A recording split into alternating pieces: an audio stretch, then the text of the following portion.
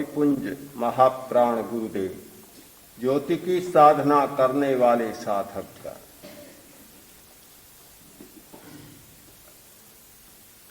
एक भाई ने कहा, प्रेय से श्रेय की ओर जाना चाहता हूं, किंतु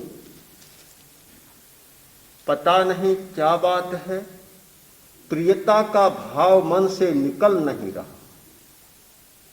अप्रियता का भाव बहुत समाप्त हो गया, किंतु प्रियता समय समय पर जाने अनजाने आ जाती है, छोड़ नहीं पा रहा।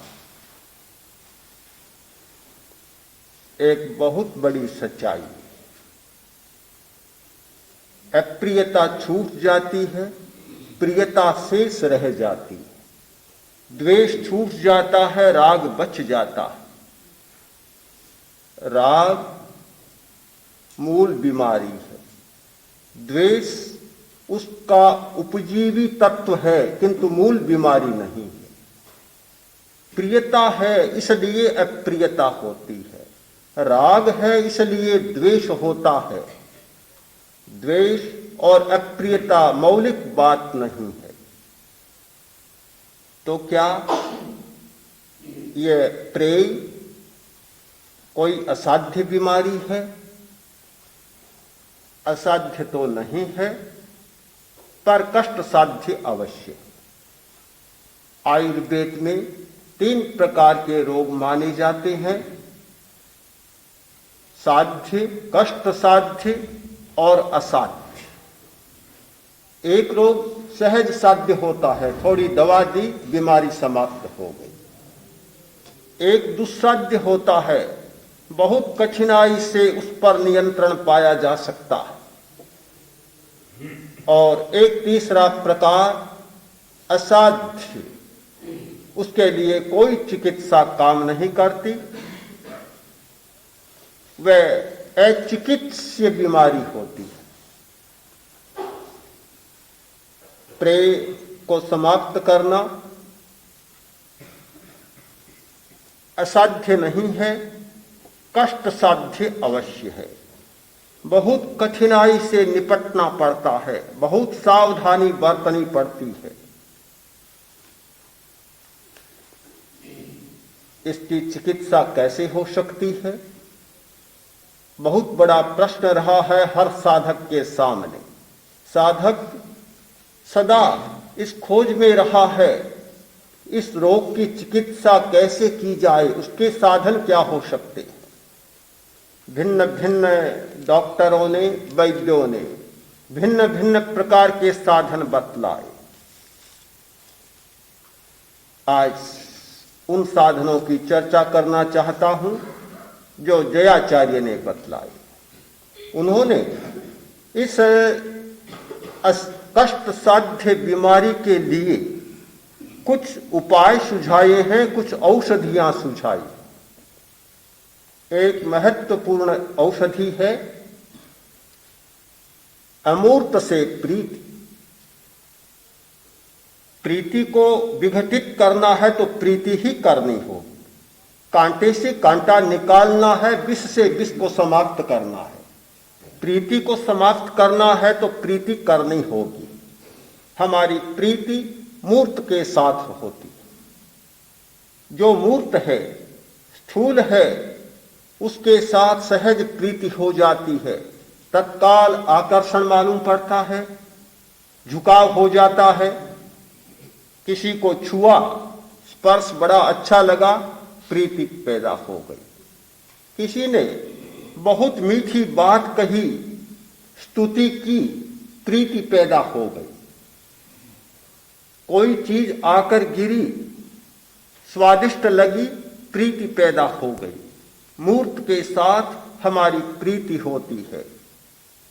अमूर्त के साथ प्रीति करना बहुत कठिन बात है, किंतु जब तक अमूर्त के साथ प्रीति नहीं होती, इस प्रियता के भाव को समाप्त नहीं किया जा सकता। यह बीमारी कभी मिट नहीं सकती। अरिष्ट ने विवाह के लिए जा रहे। राजीमती एक सुंदर कन्या, राजकुमारी, युवती, स्त्री के सौंदर्य और लावण्य के सभी गुणों से युक्त, दोनों के मन में बड़ा उत्साह है। अरिष्टनेमी विवाह करना चाहते हैं, उसके साथ प्रियता का भाव जुड़ा हुआ है। राजीमती बड़ी आतुर है अरिष्टनेमी के साथ परिणय के लिए। जा रहे हैं, पहुंचे नहीं, बीच में एक घटना घट गई। प्राणियों का आतुर कोलाहल कानों में पड़ा। सारथी से पूछा, ये कोलाहल क्यों? इतने जीव जंतु एकत्र क्यों? ये कोहराम क्यों मच रहा है? सारथी ने बताया, ये भोज के लिए, आपकी शादी हो रही है, बारातियों को भोज देने के लिए ये सारे प्राणी इकट्ठे किए गए।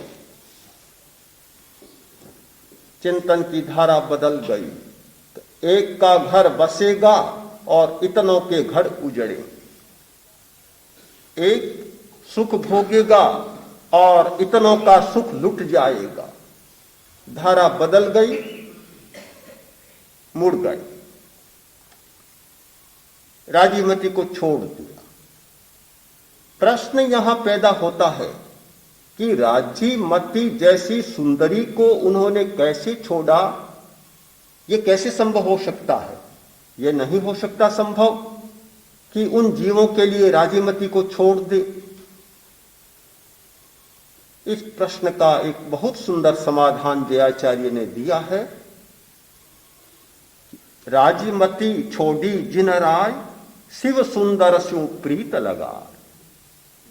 राजीमती एक सुंदरी थी और उसके साथ प्रीति थी, किंतु उनकी प्रीति शिव सुंदरी के साथ जुड़ गई। जब तक बड़ी सुंदरी के साथ प्रीति नहीं होती तो छोटी सुंदरी को नहीं छोड़ा जा सकता। बड़ा आकर्षण सामने न हो तो छोटी आकर्षण को नहीं छोड़ा जा सकता। जब कोई बड़ा आकर्षण सामने आता है तो छोटा आकर्षण अपने आप समाप्त हो जाता है। उसके लिए कोई अलग से प्रयत्न करने की आवश्यकता नहीं होती। यह अनुरागाद विराग का सिद्धांत है। यह योग का, अध्यात्म साधना का बहुत बड़ा सूत्र है, अनुरागाद विराग। एक के प्रति अनुराग का मतलब दूसरे के प्रति विराग, दूसरे के प्रति विराग का मतलब एक के प्रति अनुराग।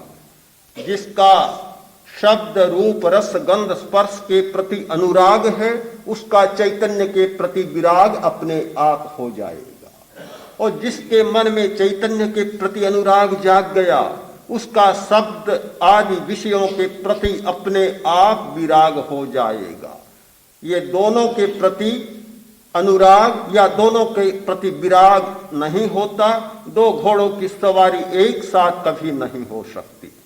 दो रास्तों में एक साथ यात्रा नहीं हो सकती। या पूरब में चलना होगा या दक्षिण में चलना होगा। दोनों की एक साथ यात्रा संभव नहीं होती। यात्रा दिशा बदल गई। शिव सुंदरी के साथ प्रीति जुड़ी और वह सुंदरी उनके लिए अर्थहीन बन गई। अनुराग उधर हुआ, इधर विराग हो गया। जब तक सौंदर्य के प्रति, रमणीयता के प्रति अनुराग का भाव नहीं जागता, तब तक मूर्त सौंदर्य और मूर्त रमणीयता को त्यागा नहीं जा सकता। संतों ने भगवान की उपासना एक सखा के रूप में भी की है और एक पत्नी के रूप में भी की है, स्त्री के रूप में भी की है, सुंदरी के रूप में भी की है। आखिर कोई भी आदमी सौंदर्य को नहीं छोड़ सकता। कोई भी आदमी मधुरता को नहीं छोड़ सकता। कड़वाहट किसी भी प्रिय नहीं होती।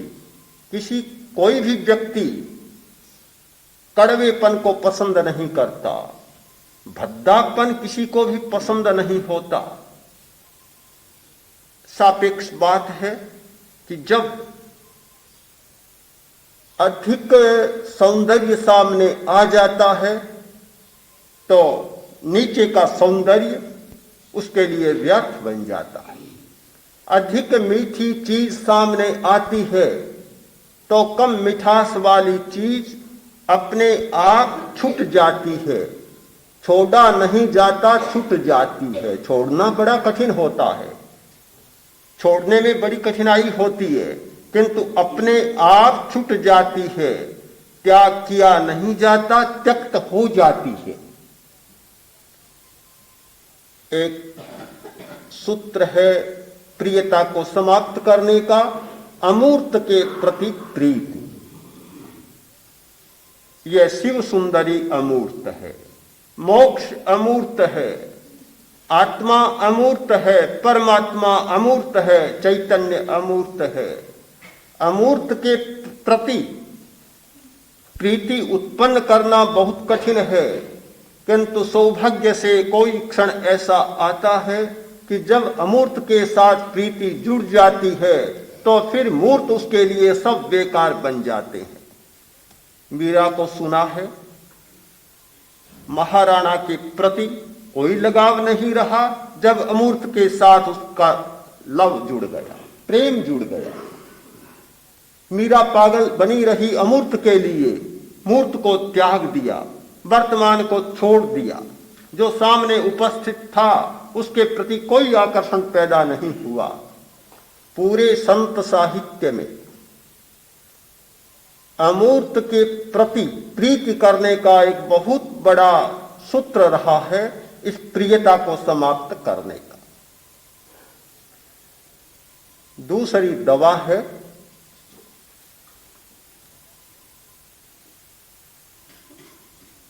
ध्यान, अमूर्त का ध्यान। तीसरी औषधि है शरण। चौथी साक्षात्कार की उत्कट अभिलाषा, मिलने की अभिलाषा। एक तड़प जाग जाती है, मीरा अपने भगवान से मिलना चाहती है, उसका बिछोह वह सहन नहीं कर पाती। जयाचार्य भी कहते हैं कि आपसे मिलने की मेरे मन में एक उमंग जाग गई, मैं मिलना चाहता हूं, प्रभु से मैं मिलना चाहता हूं, साक्षात्कार करना चाहता हूं। ये साक्षात्कार। और पांचवी दवा है सुमिरन। ये 5 औषधियां जयाचार्य ने प्रस्तुत की है। पूरी संत साहित्य की परंपरा में ये सारी बातें हमें उपलब्ध होती है।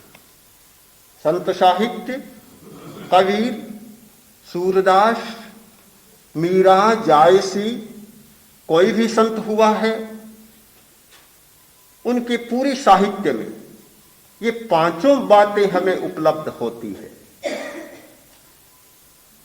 शरण लेना बहुत कठिन बात है।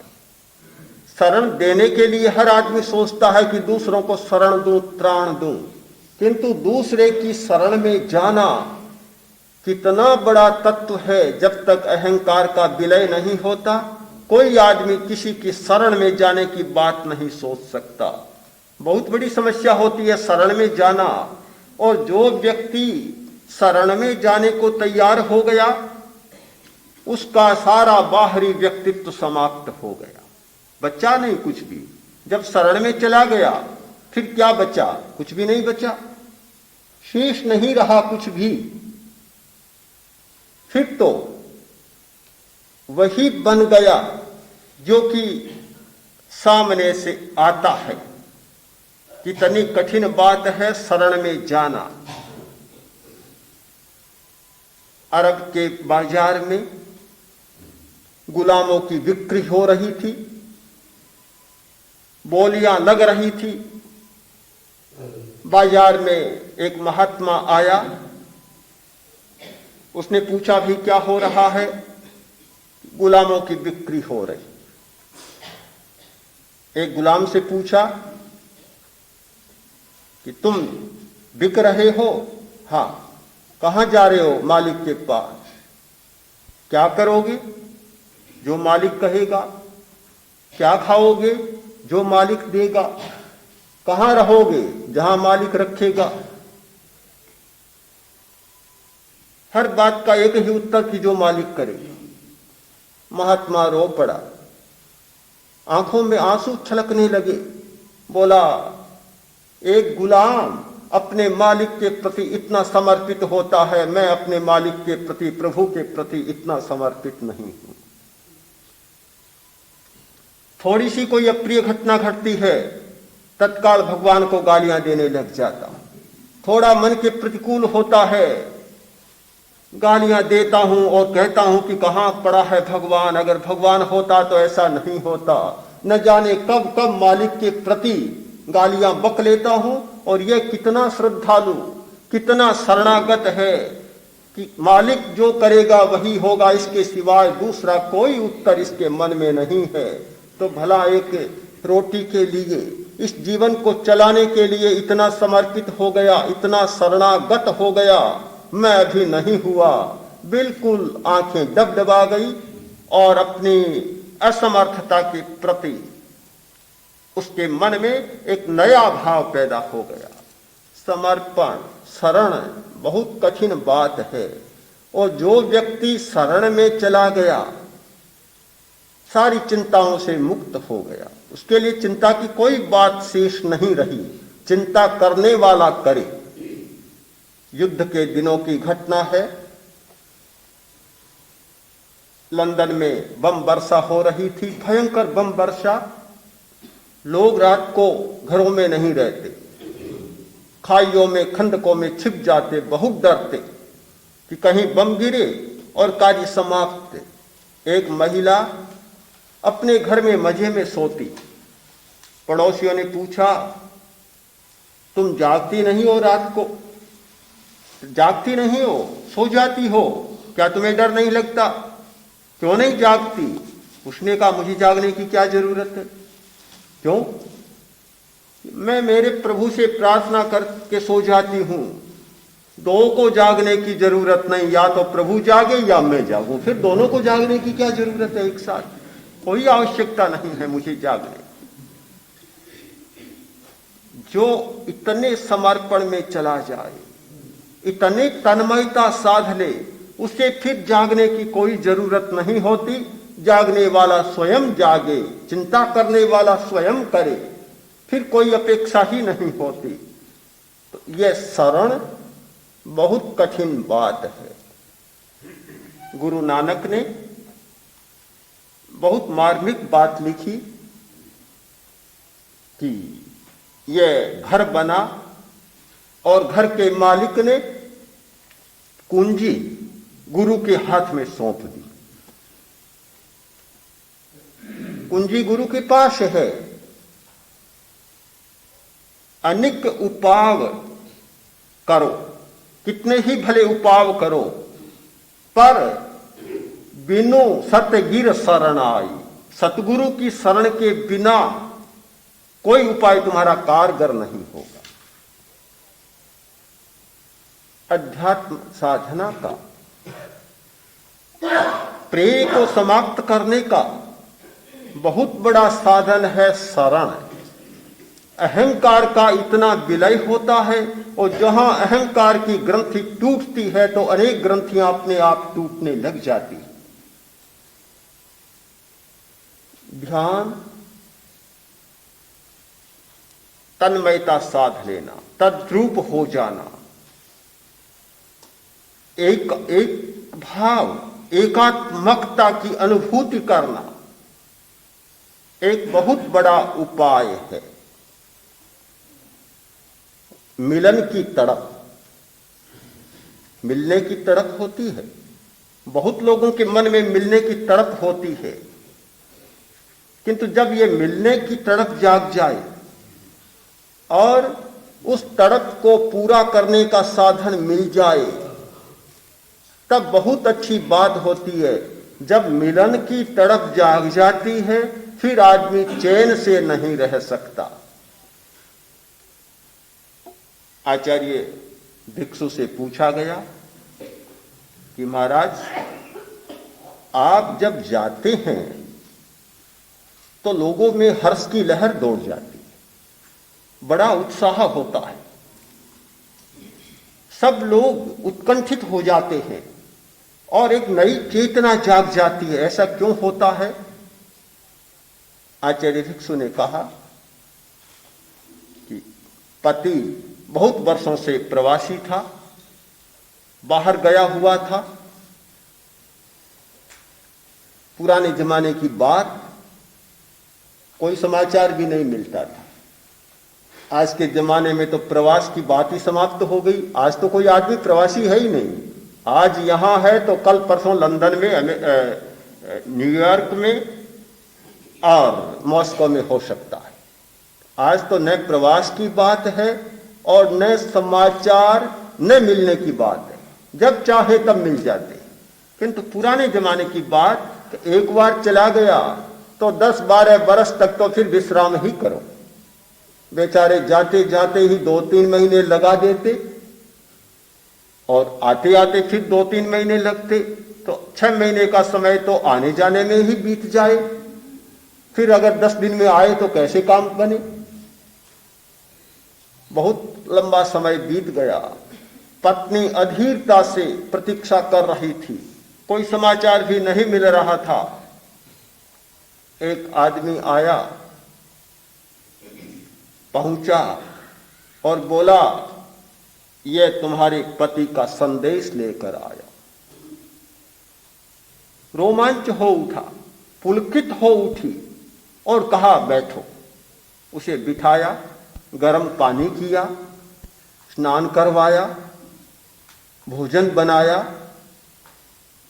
इतना आतिथ्य किया, इतना हर्ष के मारे उछल रही है, हर्ष समा नहीं रहा है। आचार्य भिक्षु ने कहा, इतना स्वागत क्यों हो रहा है? इतनी प्रसन्नता क्यों हो रही है?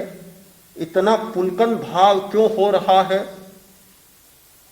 पति का संदेश लेकर आया है।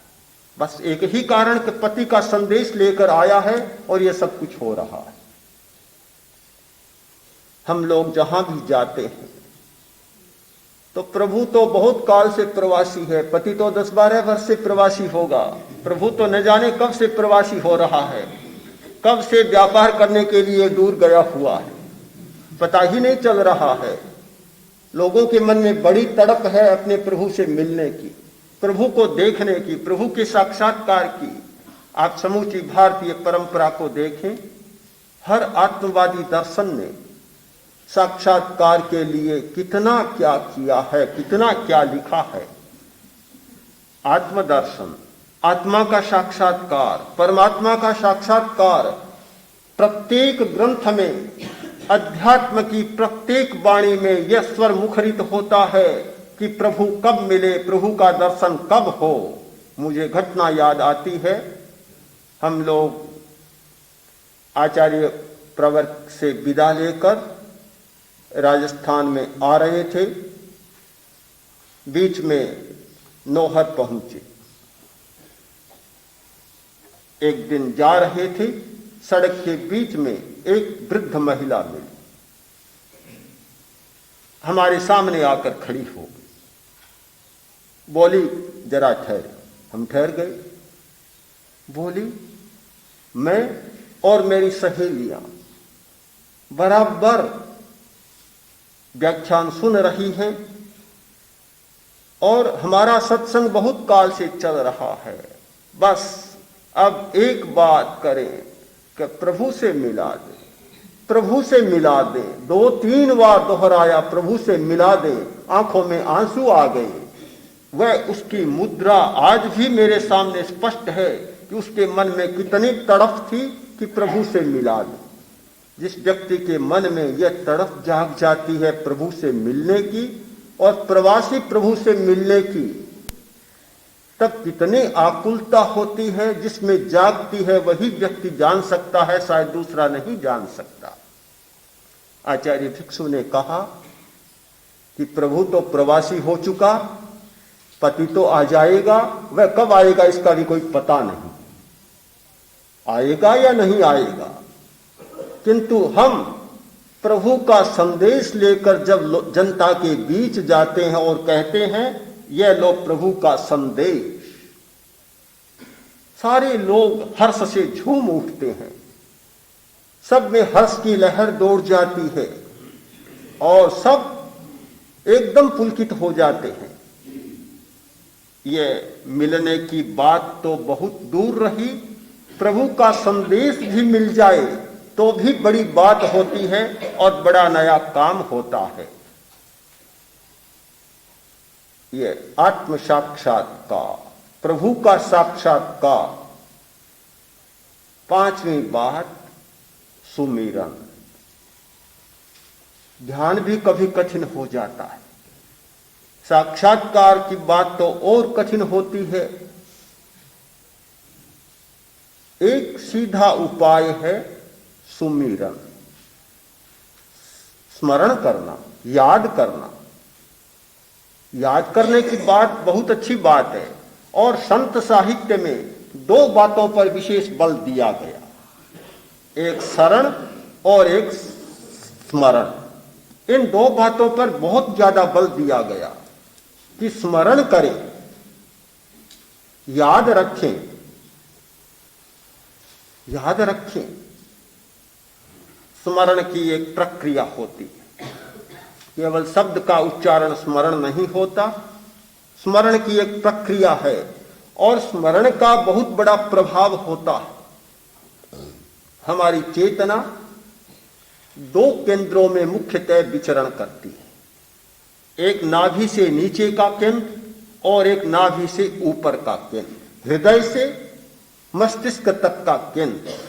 जब जब चेतना नीचे के केंद्र में जाती है, क्रोध, ईर्ष्या, भय, लोभ, लालच, स्वार्थ की वृत्तियां जागती, और जब हमारी चेतना हृदय से मस्तिष्क की दिशा में, ऊर्ध्व दिशा में प्रस्थान करती है, तब अभय, अहिंसा, परमार्थ की भावना जागती है। नाभि से नीचे की ओर चेतना का प्रस्थान प्रेय की दिशा में प्रस्थान होता है, हृदय से सिर की दिशा में चेतना का प्रस्थान श्रेय की दिशा में प्रस्थान होता है। जयाचार्य ने बहुत मार्मिक शब्दों में लिखा है, बस रया हिया माही, प्रभु आप मेरे हृदय में बस रहे हैं। और यह बहुत बड़ा साधना का प्रयोग है कि जब प्रभु का हृदय में ध्यान होने लग जाए, निश्चित समझ लो कि हमारी दिशा प्रेय से हटकर और श्रेय की ओर चली गई, हमारा प्रस्थान श्रेय की दिशा में हो गया। जितनी ये वृत्तियां, इंद्रियों की लोलुपता, काम, वासना की लोलुपता, क्रूरता, ये सारी की सारी नीचे की केंद्र में जागती, और जितनी परमार्थ की उदात्त भावना है वह सारी की सारी हृदय, कंठ, भ्रिकुटी और सिर की इस ऊंची दिशा में जागती।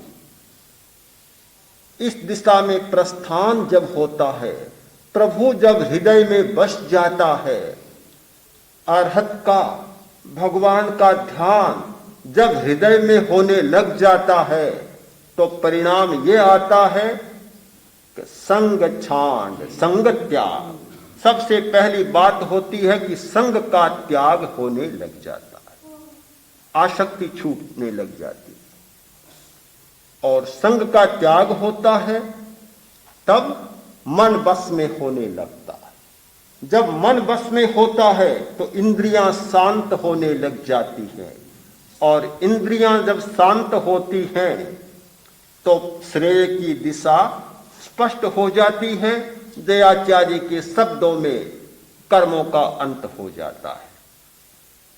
कर्म के अंत की एक सुंदर प्रक्रिया है संग त्याग। संग का त्याग, संग के त्याग से मन का वशीकरण, मन के वशीकरण से इंद्रियों की शांति और इंद्रियों की शांति से कर्म का त्याग, आवरण का विलय या चैतन्य की दशा का जागरण, अनुभव दशा का उदय। एक बहुत बड़ी सच्चाई हमारे सामने आती है। हम जिस दुनिया में जीते हैं वह दुनिया कुछ अजीब है, बड़ी विचित्र है, जहां सत्य का अनुभव करना तो कठिन बात है, सत्य को कहना भी बहुत मुश्किल है। हमारे व्यवहार के प्रतिबंध ऐसे होते हैं जहां सत्य कहने की निषेधाज्ञा भी मनुष्य के सिर पर मंडराती रहती है। सच्ची बात नहीं कह सकते।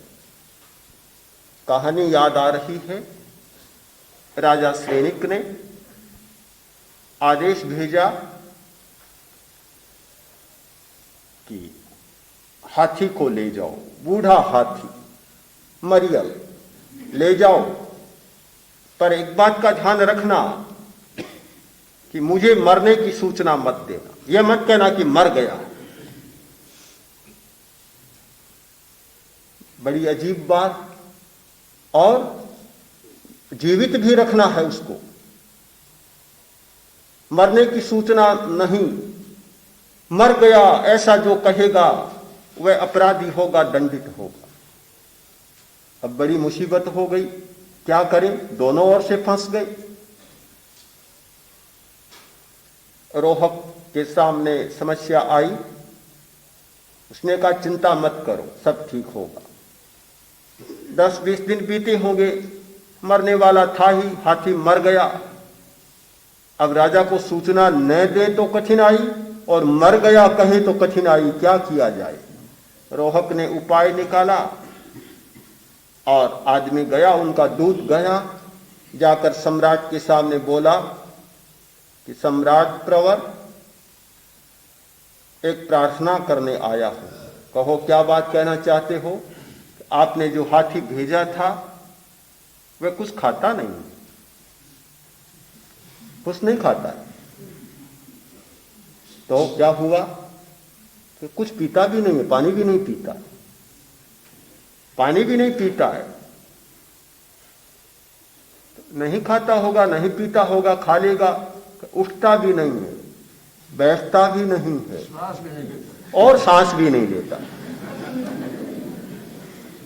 तो राजा ने कहा क्या मर गया, ये तो आप ही जाने, मैं नहीं कहता हूं, आप ही जाने।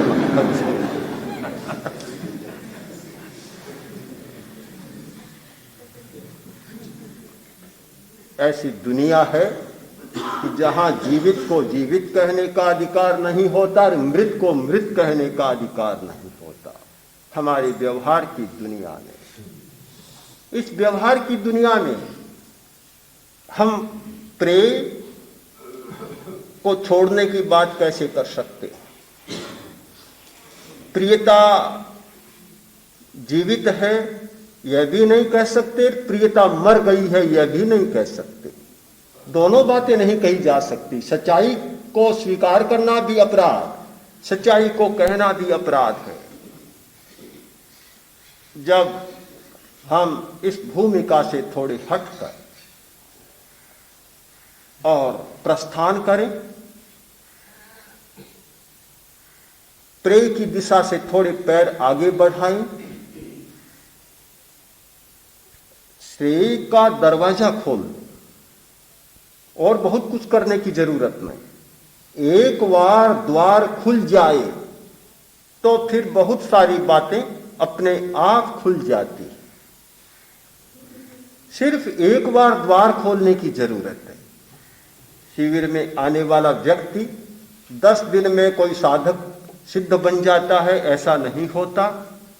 किंतु मुझे लगता है कि इतना अवश्य हो जाता है कि वह द्वार खुल जाता है। जब दरवाजा खुल गया, जो दरवाजा सदा के लिए बंद था, केवल एक ही दरवाजा सामने खुला था, जो दिशा निषिद्ध थी, जिस दिशा में जाने का अधिकार नहीं था, वह दिशा स्पष्ट हो गई, वह दरवाजा खुल गया, तो फिर अपने आप गति होती रहेगी और जो उपलब्ध होना है होता रहेगा। आज ही एक भाई मेरे सामने आया, डॉक्टर है, पिछले शिविर में आया था, कुछ दिन रह सका, बीच में ही जाना पड़ा। वह भी आया है, उसकी पत्नी भी आई है, वह भी डॉक्टर है।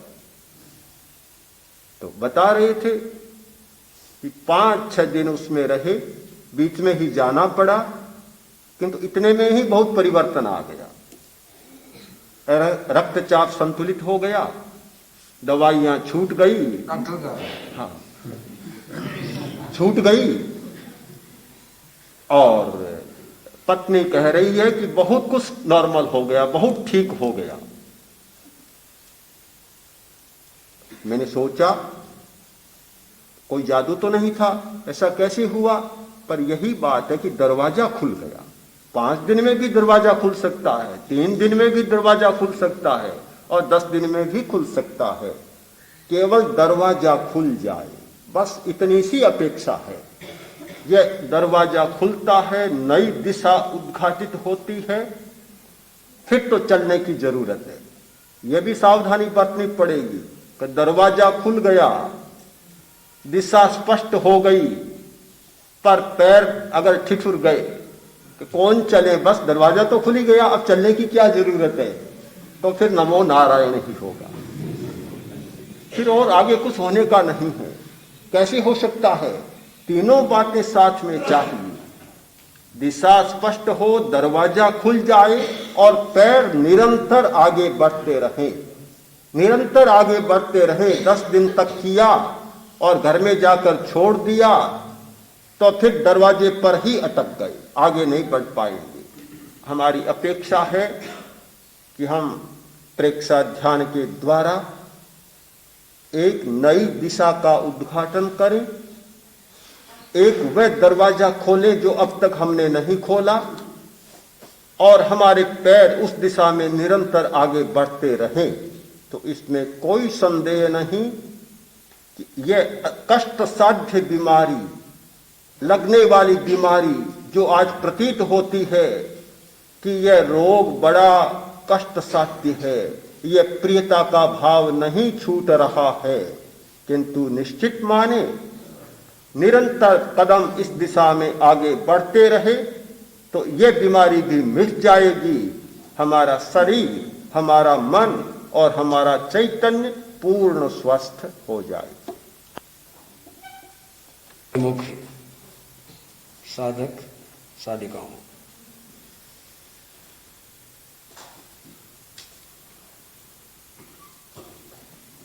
कितनी विसंगति प्रिय से श्रेय की ओर ले जाने की प्रेरणा और प्रेय के द्वारा यही तो कहा गया, प्रेय से श्रेय की ओर जाओ, पर उससे बड़ा प्रेय कोई प्राप्त करो। तो क्या प्रेय के द्वारा ही श्रेय को प्राप्त करना नहीं है? मुझे तो लगता है ये शब्द जाल है, प्रेय श्रेय। किसको प्रेय कहें, किसको श्रेय कहें? हमने संयम को स्वीकार किया कि ये संयम हमारे लिए प्रेय नहीं है, हमारा अभिप्रेय यही है, प्रेय यही है। हमारे महाप्रेय इसको श्रेय कह देंगे, मैं इसको प्रेय कह दूंगा। मैं तो वही कहूंगा जो आप कहते।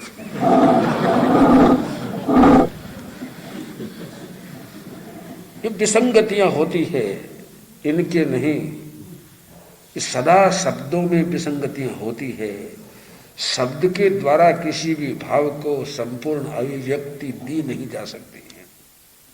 भाव तो अशब्द है, जहां शब्द है वहां विसंगति का अंदेशा रहेगा। अब किसी भी शब्द को एकांतते मत पकड़िए। शब्द इसलिए है, एक संकेत है, एक संकेत है। उस संकेत के अनुसार हम अपने भावों को समझ लें, अपने गंतव्य को समझ लें, अपने इष्ट को समझ लें। शब्दों में उलझने की जरूरत नहीं है। शब्दों में उलझ गए तो आप प्रेम में उलझ जाएंगे, श्रेय को नहीं पाएंगे। वास्तव में कहना यह है, हमें शाश्वत को पाना है, विनश्वर को छोड़ना है। वास्तव में कहना है, हमें अपने को पाना है, पराये को छोड़ना है। पाना छोड़ना भी कुछ नहीं है। अपना तो हमारे पास में ही तो है। अपना कोई भी तत्व बाहर रहता है क्या? कभी नहीं। बस यही भ्रांति हमारी होगी, हमने अपने को बाहर समझ लिया। बस उसको पहचान लो, उसको पा लो, इतना चाहिए है। चाबी घुमा लो, ताला खुल जाएगा, मिल जाएगा। इसलिए प्रेय श्रेय की चर्चा प्राचीन साहित्य में बहुत हुई है। जैन साहित्य में भी शब्दांतर से हुई है। प्रेय क्या है? उधर प्रेय है। विश्व भारती के इस द्वार से उधर तो प्रेय है, इधर श्रेय है। ठीक है? प्रेयार्थी इधर नहीं आएगा, श्रेयार्थी इधर आएगा, श्रेयोर्थी इधर आएगा। नहीं, यहां भी प्रेय से दोनों है। विश्व भारती में घुसने के बाद में भी बिल्डिंग ये सब प्रेय है, ऊपर का दृश्य सब प्रेय है, और ये प्रज्ञा प्रदीप श्रेय है। ठीक है? श्रेयोर्थी प्रज्ञा प्रदीप में आएगा। वह सुत सन्निधि में जाके रिसर्च नहीं करेगा। वहां तो पन्नों को फेर दो, इधर उधर करते रहो, ढूंढते रहो, खोलते रहो। अपने आप को नहीं ढूंढना वहां पर। वो प्रेयार्थी है। श्रेयार्थी को प्रज्ञा प्रदीप में आना पड़ेगा। ये रिसर्च करने वाली हमारी बहनें और हमारी शादियां भी उसको छोड़कर श्रेय में आ गई है। सही बात है ये। और प्रज्ञा प्रदीप में भी दोनों है। कितना सुंदर हाल है, कितनी सुंदर दीवारें हैं, ओहो, आकार प्रकार कितना सुंदर बना है। ये सब प्रेय है। प्रेय श्रेय तो ये है कि यहां हमको क्या मिल रहा है। अब आप देखेंगे, ओहो, आचार्य जी बैठे हैं, युवाचार्य जी बैठे हैं, साधु संत बैठे हैं, बोल रहे हैं, कितने मधुर बोल रहे हैं, कितने अस्खलित बोल रहे हैं। ये सब प्रेय है, कोई श्रेय नहीं है। ये सब प्रेय है। और ये प्रेय ही तो हमको भटका देता है कभी कभी। गौतम को कैवल्य नहीं हुआ, क्यों नहीं हुआ? प्रसिद्ध बात है ये तो। तब तक नहीं हुआ जब तक महावीर मौजूद रहे। गौतम जैसे शिष्य को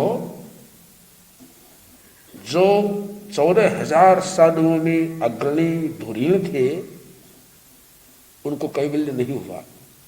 क्यों नहीं हुआ? महावीर भगवान के प्रति उनकी प्रियता नहीं मिटी। प्रसिद्ध बात है। महावीर के प्रति भी प्रियता कैवल्य ज्ञान के लिए बाधक बनी। महावीर मुक्त हो गए, फिर जब तक प्रियता नहीं मिटी उनके प्रति, तब तक ज्ञान नहीं हुआ। जो ही महावीर के प्रति प्रियता मिटी, कैवल्य प्राप्त हो गया। कितनी गहरी बात है ये। अगर आपकी मेरे प्रति भी, महाप्रज्ञ के प्रति भी, महाश्रमणी के प्रति भी, साधु साध्वियों के प्रति भी प्रियता रहेगी, तब तक कैवल्य नहीं मिलेगा। ये तो सब निमित्त ऊपर के हैं। इनसे आपको जो मिलता है तत्व, वो श्रेय है। वो श्रेय इनसे नहीं मिलता है, अपने आप से मिलता है। ये तो सिर्फ निमित्त मात्र है।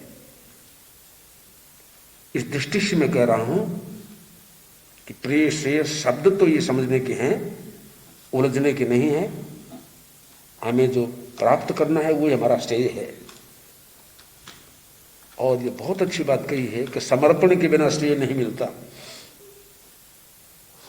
बहुत गहरी बात है।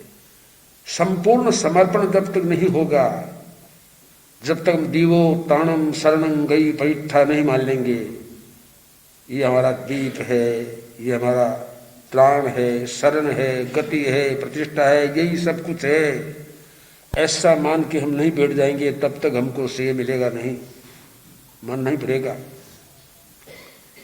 और इसके उदाहरण तो बहुत आपने सुने हैं भी। मैं तो आचार्य भिक्षु का उदाहरण पेश करता हूं।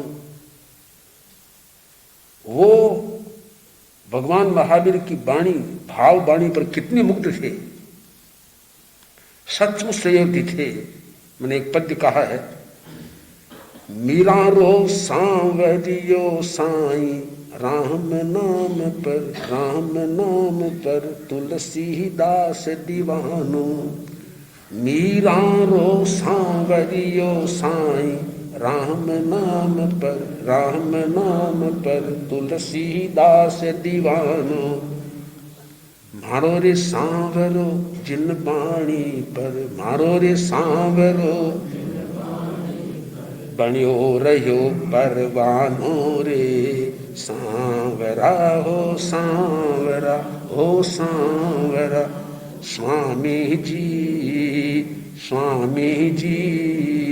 मारे आंगन।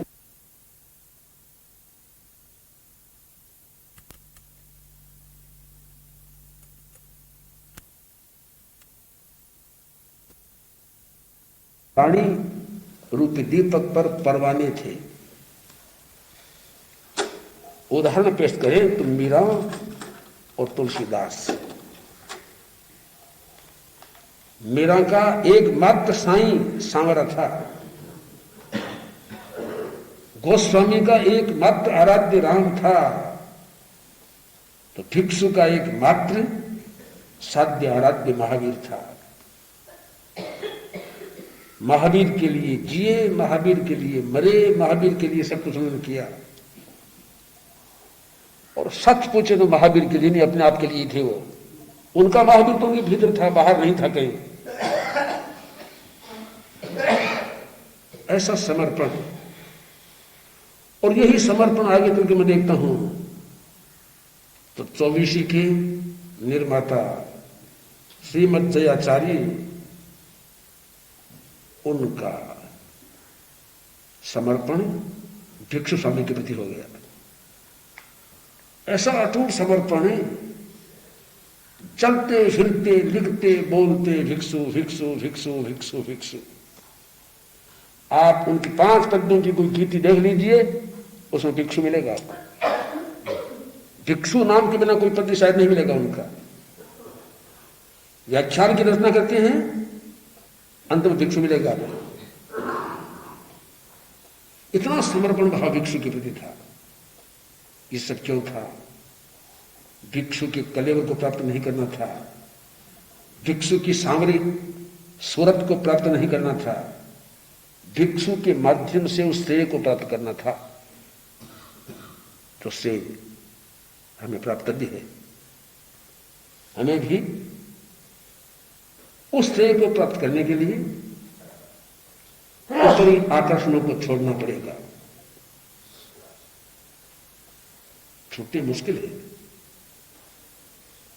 पर मुझे लगता है यहां प्रज्ञा प्रदीप में बैठने वाले जितने साधक है, भले व्यवसायी है, वकील है, डॉक्टर है, विद्यार्थी है, अध्यापक है, महिला हैं, माताएं हैं, बहुएं हैं, लड़कियां हैं, वर्तमान में इनका ये सब भाव छूटकर एकदम साधना में तन्मय भाव हो रहा है। ये तन्मय भाव ही उनको श्रेयोभिमुख बना रहा है। ये तन्मय भाव ही उनको सारी कठिनाइयों से दूर कर रहा है। वरना महाप्रज्ञ ने आज हमको शिविर की गोथरी भेजी हमारे लिए कि हम शिविर में कैसी भिक्षा लेते हैं, आचार्य जी को देखो।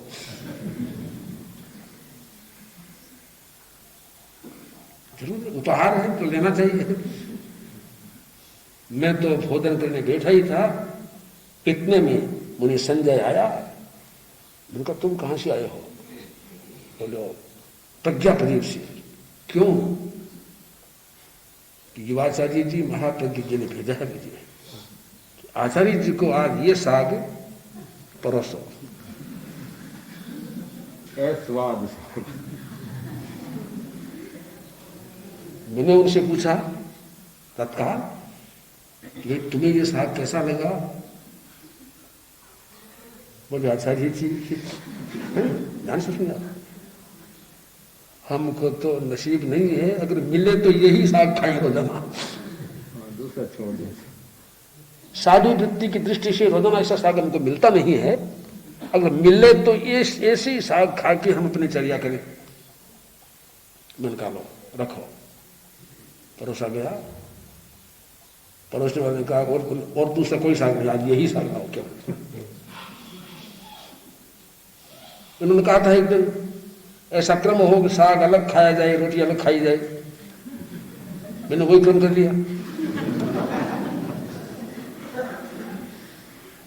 रोटी बहुत कम खाई, साग ही साग खाया।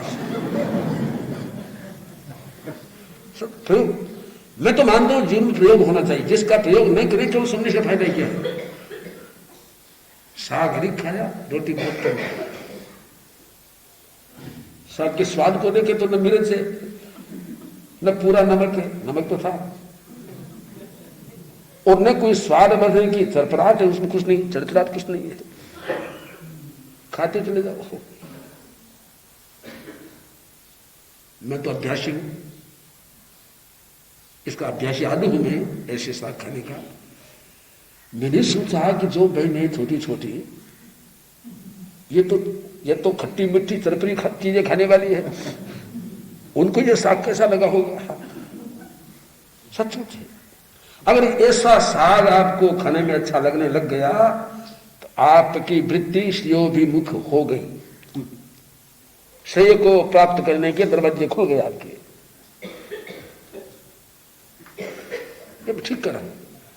इस दृष्टि से मेरा ख्याल है कि हम श्रेय को प्राप्त करने का प्रयत्न करें, और प्रयत्न पुरुषार्थ हमारा काम है। निश्चित हमको वह चीज मिलेगी जो प्राप्त करना है। वास्तव में हम सब धन्य हैं कि हम लोग एक ऐसे अच्छे रास्ते पर चल पड़े हैं, अच्छे रास्ते के राही हैं, तो सारी सब बातों को गौण करके केवल आत्म साधना, अपने आप को पाना, श्रेय को पाना, इसमें मस्त हो रहे हैं, इसमें पागल हो रहे हैं, इसमें धनी हो रहे हैं। इससे बढ़कर हमारा कोई श्रेय नहीं है। मैं अपने प्रति और आप सबके प्रति ये शुभकामना करता हूं। इस श्रेय पथ पर चलते चलते हम अपने साध्य को प्राप्त कर लें। पद्य भी कई है कि नहीं है? रिठनेम स्वामी तू जगन्नाथ अंतर, प्रभु नेम स्वामी तू जगतार अंतर, राजीमती छोड़ी गिरा, ये राजीमती छोड़ी, शिव सुंदर शिव प्रीत रिठनेम स्वामी तू जगता। एक तो ये पद्य राजमती को छोड़ा और शिव सुंदर को प्राप्त किया। चंद साल वही तो संग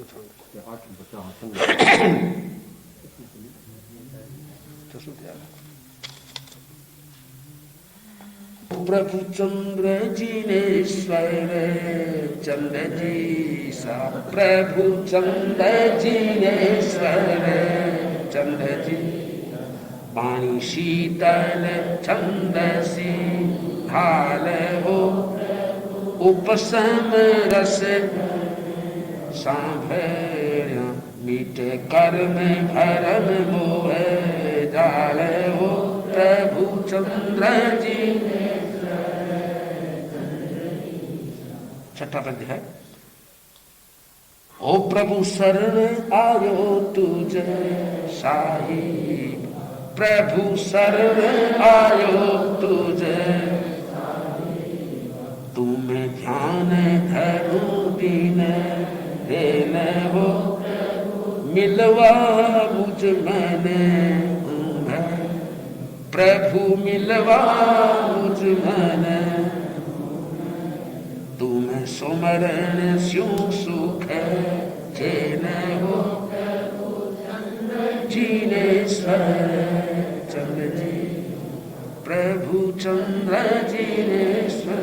चारों तत्व चारों एक मार्ग शरण ध्यान साक्षात्कार और समझ बिल्कुल चारों तत्व एक पद बैठा हुआ। संग छांड मन बस करी संग छांड मन बस करी इंद्रिय दमन करी नूर विविधत के करी स्वामी जी घाटी कर्मनो कीन्हो संभव साहिब संभव साहिब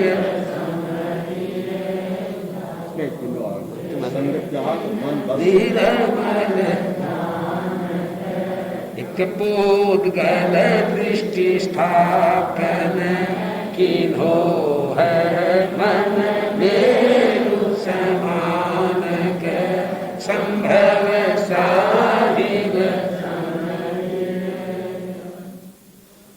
सत्य के पद में आई सब पूरा संग त्याग मन बस दमन और कर्म का। इसमें देख लीजिए कितने पद सरस है, गाने में सरस है, सुनने में सरस है और भाव तो सरस है सकी नहीं है। इस दृष्टि से 24 को याद करके और उसके तथ्य को अवगाहन करना बहुत जरूरी है।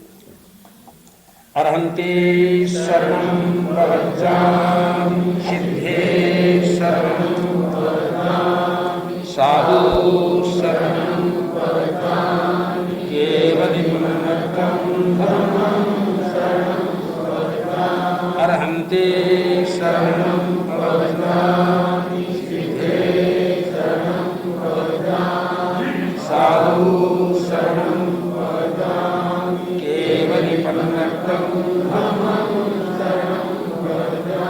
अर्हन्ते शरणं भवजामि सिद्धे शरणं भवजामि साधु शरणं भवजामि केवलिमन्नतं